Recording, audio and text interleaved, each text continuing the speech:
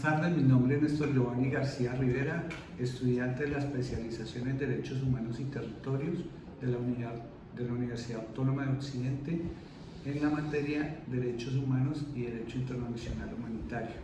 Me encuentro hoy con Blanca Hernández, psicóloga, especialista en Derechos Humanos y Psicología Jurídica, quien es defensora de los derechos humanos y líder social del municipio de Mitú, víctima también del conflicto armado. En relación a nuestro trabajo, quiero seguir el hilo de mi primera presentación en relación con la toma guerrillera más sangrienta de la historia de Colombia y que nos cambió el presente, futuro del departamento para el año 98 y que nos sirve para mejorar el mapa con el cual puedo argumentar la pregunta: ¿cuál es la implicación de las políticas de memoria frente a los principios de verdad, justicia, reparación, garantías y no repetición en el contexto de transición? Las políticas de memoria pueden entenderse como iniciativas mediante las cuales se difunden interpretaciones sobre hechos del pasado que no se consideran relevantes para ciertos grupos sociales o políticos o para una nación. Los agravios históricos se entienden no solo como acontecimientos, sino también como estructuras narrativas del pasado que articularían la comprensión contemporánea en la responsabilidad política de los diferentes actores. En este sentido, la política de la memoria puede ser entendida a partir de un doble proceso. Un primero, que involucraría el conocimiento de las injusticias pasadas y su conexión con el presente, remitiéndonos a la pregunta: ¿qué debemos o no recordar? Y en segundo, que prestaría atención a esta estructura narrativa y atendiendo a la cuestión: ¿cómo se recuerdan las injusticias históricas? El sistema integral de la verdad, justicia, reparación y no repetición es un sistema compuesto por diferentes mecanismos judiciales y extrajudiciales que no se podrán en marcha de manera coordinada con el fin de lograr la mayor satisfacción posible de los derechos de las víctimas del conflicto armado, asegurar la rendición de cuentas por lo ocurrido, garantizar la justicia jurídica de quienes participan en el sistema integral y contribuir a garantizar la convivencia, la reconciliación y la no repetición del conflicto y así asegurar la transición del conflicto armado en la paz. En conclusión, y sin lugar a dudas, el desarrollo de la importancia de la memoria frente a las formas y lugares que en los procesos de justicia transicional tienen desarrollo serían las versiones libres en comisiones judiciales y extrajudiciales de la verdad, los archivos oficiales y no oficiales de documentos que sirvan de evidencia de graves afectaciones a la dignidad humana y a los derechos de las personas, la identificación y establecimiento de museos y plazas en honor a los afectados de los hechos atroces del pasado. Teniendo de presente que en este departamento del Baupé se vivió uno de los procesos más fuertes, como fue la toma del 98, cuando aproximadamente a las 4 de la mañana del 1 de noviembre del 98, la FARC-EP iniciaron la ofensiva sobre Mitú, luego de haber rodeado la noche anterior cerca de 1.500 guerrilleros, conformarían el grupo que participaría en el ataque, los cuales habían sido movilizados durante el último semestre de 1998, desde los departamentos de Huila, Boyacá, Cundinamarca, Llanos Orientales y Caquetá, mientras el grueso de las fuerzas subversivas permanecía en las afueras de la ciudad rodeándola. Solo unos 500 entraron combatiendo la capital del Baupé. Los insurgentes se movían en 3 anillos de seguridad, el último de los cuales, compuesto por 2 columnas, fue el que dirigió el ataque.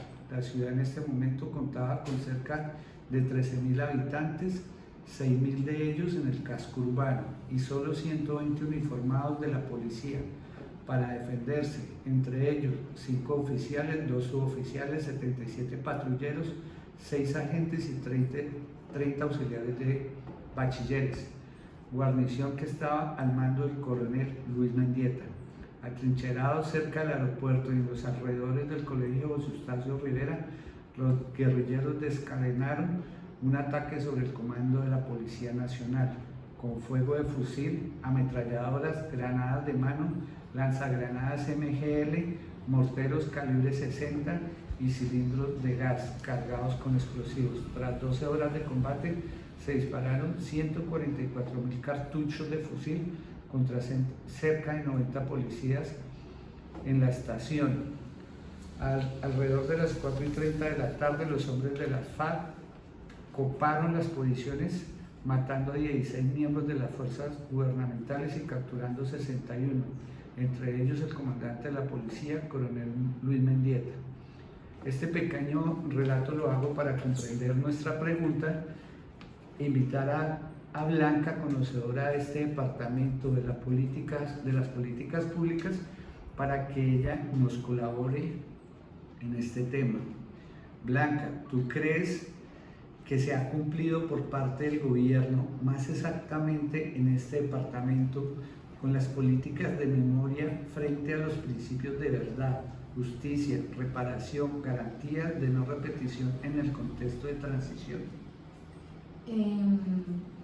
Creo que han hecho un intento de cumplir con esas políticas como de forma rápida, no juiciosa.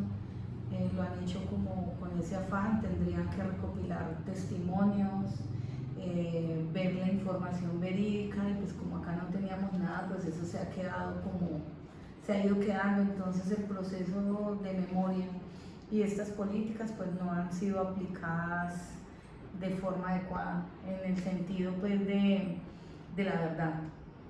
La verdad no está totalmente dicha.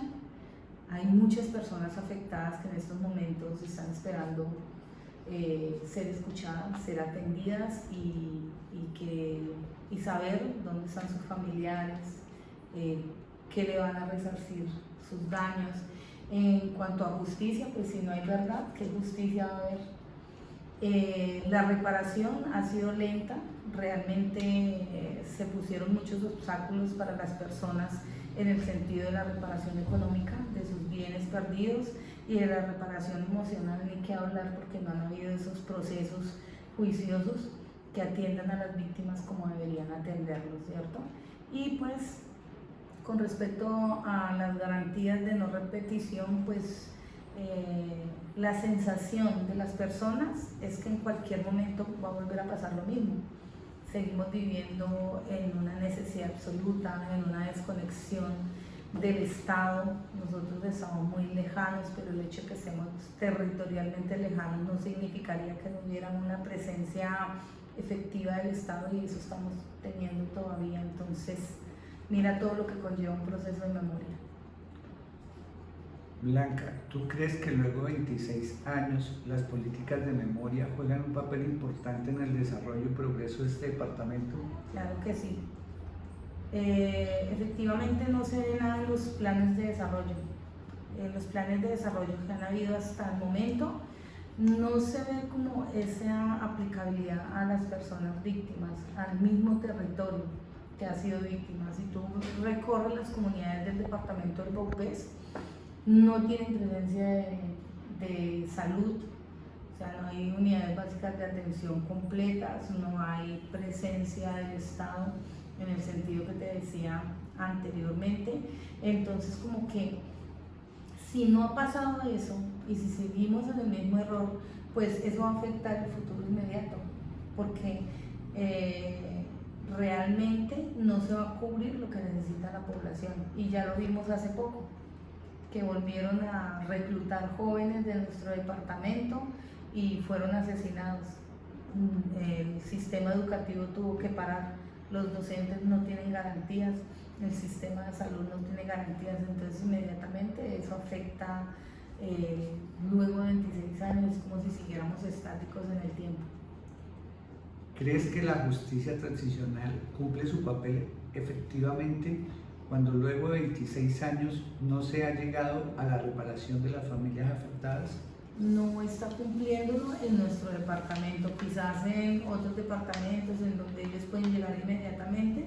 Este proceso de transición, cuando tú estás haciendo un tránsito de una cosa a otra, deben haber unos procesos intermedios en el cual el proceso de atención psicológica a las víctimas del conflicto armado es supremamente importante, y eso ha quedado en el olvido. Acá no hay ningún proceso. Las verdaderas víctimas están tratando de sobresalir económicamente, emocionalmente, nuevamente, porque sus negocios fueron devastados, sus hogares devastados, sus familias destruidas, separadas. Entonces ese proceso no se ha llevado a cabo.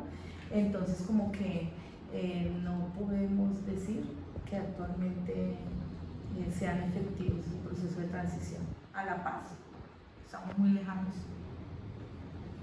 ¿Consideras que las políticas de memoria se manejan adecuadamente en este departamento? No, precisamente lo que te decía, vemos en la actualidad que han cobrado importancia unas personas que se pregunta uno cuándo fueron víctimas y cuáles fueron los hechos victimizantes que les dieron esta condición, cuando las verdaderas víctimas en este departamento están luchando por recobrar todo lo que perdieron, por sanar sus heridas, porque pues es que vuelven esas personas que no son víctimas reales y que están dirigiendo y que están elevando la voz por las víctimas que sí son efectivamente víctimas, hablan de un proceso repetitivo porque les favorece a ellos en todo sentido. Volver a recordar la toma todos los años, a ellos les cobra una importancia. Para las víctimas reales eso ya debería estar como superado. Gracias, Blanca. ¿Consideras importante para este departamento entender qué debemos o no recordar? Muy importante. En todo proceso en donde uno va a superar una situación que lo afectó mucho a uno, pues es como cuando tú tienes una herida y se te está sanando y yo vuelvo y te la rasgo. Entonces nunca se va a sanar. Eso hacen todos los años. Entonces hay cosas que debemos recordar, y es el hecho de que somos personas víctimas, que sufrimos una situación y que eso nos lleva a una condición especial y a unas alternativas que tenemos que tener. Eso se debe vivir, una fraternidad, un momento de humanización, pero no recordar el hecho como tal. Es que es como si estuvieran celebrando que pasó la toma guerrillera. Entonces vuelven al sitio, vuelven y hablan y vuelven y recuerdan. Entonces hay cosas que ya hay que dejarlas en el olvido, como hay otras que debemos seguir: los emprendimientos de las víctimas, el proceso educativo, el proceso familiar. Todo eso es lo que sí debemos empezar a recordar y a traer lo bonito que teníamos antes de la toma. Desde tu experiencia profesional y como víctima, ¿consideras imperativo cómo se recuerdan las injusticias históricas? Sí, claro, acá tenemos una celebración anual en donde todos vuelven a pasar imágenes, videos de los guerrilleros tomándose el pueblo. Es algo que debemos pedir al Estado que pare, ya no más, que no nos recuerden al departamento del Baupés por la toma guerrillera, que nos recuerden porque somos el departamento con mayor diversidad de aves, ¿sí? Porque somos multiculturales, multiétnicos, y otras grandes razones que tenemos por las cuales las personas nos deben reconocer, más no por esas imágenes de la toma. Entonces es necesario que ya paren y reconozcan el departamento del Baupés también en este proceso de justicia transicional de otra manera. De esa manera vamos a lograr la paz. Para finalizar, Blanca, este departamento, desde tu punto de vista profesional y como víctima, ¿tiene memoria? Claro que sí. Tiene memoria en las memorias de cada persona, pero esas han estado guardadas y no han sido recobradas por el Estado. O sea, las personas recuerdan, las familias recuerdan, pero el Estado ni siquiera se ha enterado de esas historias de las verdaderas víctimas. Entonces, es un proceso que se debe hacer para poder sanar y avanzar. Muchas gracias, Blanca. Con gusto.